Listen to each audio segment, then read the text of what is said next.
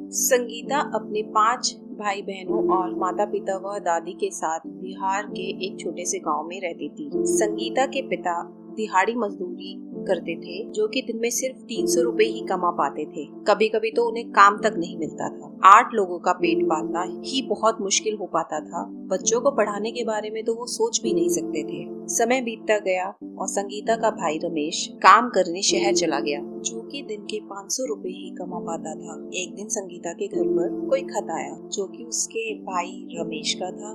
घर में वह आस पड़ोस में कोई भी पढ़ा लिखा नहीं था, तो भाई का खत कैसे पढ़े। तब पिता गांव के पंडित से खत पढ़ाने गए। संगीता को लगा कि यदि वह पढ़ी लिखी होती तो वह स्वयं खत पढ़ पाती, और उसने उसी वक्त तय किया कि वह अब पढ़ाई अवश्य करेगी। संगीता के पिता ने काफी विरोध किया, परंतु संगीता अपनी बात पर अड़ी रही और उसने अपने प्रयासों से अपने पिता को मना लिया। उसने पिता को भरोसा दिलाया कि वह अपने पढ़ाई का खर्च स्वयं उठाएगी। अब संगीता के कंधे पर अपने सपनों को पूरा करने की जिम्मेदारी थी। वह विद्यालय जाने लगी। कक्षा 8 तक तो उसने सर्व शिक्षा अभियान के तहत पढ़ाई की, पर अब वह आगे पढ़ना चाहती थी, तो उसने खेतों में दिहाड़ी मजदूरी करना शुरू किया और खेतों में काम करके स्वयं स्कूल में दाखिला ले लिया। उसने अपनी समझ के हिसाब से विषय चुने। बाकी लड़कियों की तरह उसने गृह विज्ञान को नहीं चुना।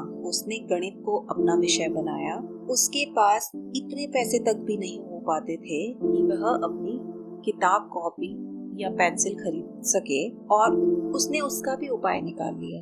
वह अपने सहपाठियों को उनकी समस्याएं सुलझाती थी, जिसके बदले वह उनसे पुस्तक ले पाती थी। अब वह पेन पेंसिल भी उसी तरह मांग कर काम करती थी। विद्यालय के शिक्षक तक ने उसको गृह विज्ञान लेने के लिए फोर्स किया। उसने कहा कि वह अकेली लड़की है गणित पढ़ने वाली, बाकी लड़कियों की तरह उसे भी गृह विज्ञान लेना चाहिए। गणित लड़कियों का विषय नहीं है। जब संगीता नहीं मानी तो उसने संगीता से कहा, देखते हैं कितने विषय में कितने मार्क्स लेकर आओगे, तब पता चलेगा। जब फेल हो जाओगी फिर से तुम्हें गृह विज्ञान लेना पड़ेगा। संगीता इस बात से हारी नहीं, डिमोटिवेट नहीं हुई। उसने इस बात को स्वीकार किया और ठान लिया कि अब वह सबसे अधिक मार्क्स लेकर आएगी। समय बीतता गया और परीक्षा हुई। आज रिजल्ट का दिन था।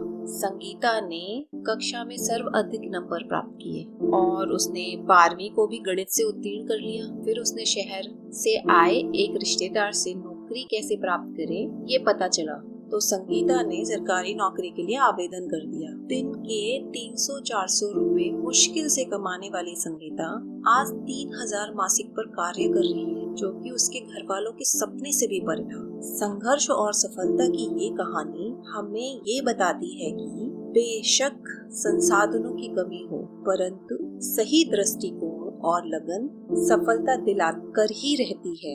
हमें सही दृष्टिकोण और लगन को अपनाकर सफलता हासिल करनी ही है। इसी तरह की रोचक कहानी, मोटिवेशनल कहानियों के लिए मुझे सब्सक्राइब करें, बेल आइकन को जरूर दबाएं। कहानी पसंद आई है तो लाइक का बटन दबाएं। कोई सवाल हो तो कमेंट बॉक्स में बताएं, और मेडिटेशन के बारे में अगर कोई जानकारी चाहते हैं, उसको कैसे करें, किस तरह ना करें, उसकी शुरुआत कैसे करें, इन सब के लिए आप मेरे चैनल और प्लेलिस्ट को जाकर चेक कर सकते हैं। Thank you. मैं मिलती हूँ अगली मोटिवेशनल स्टोरी में।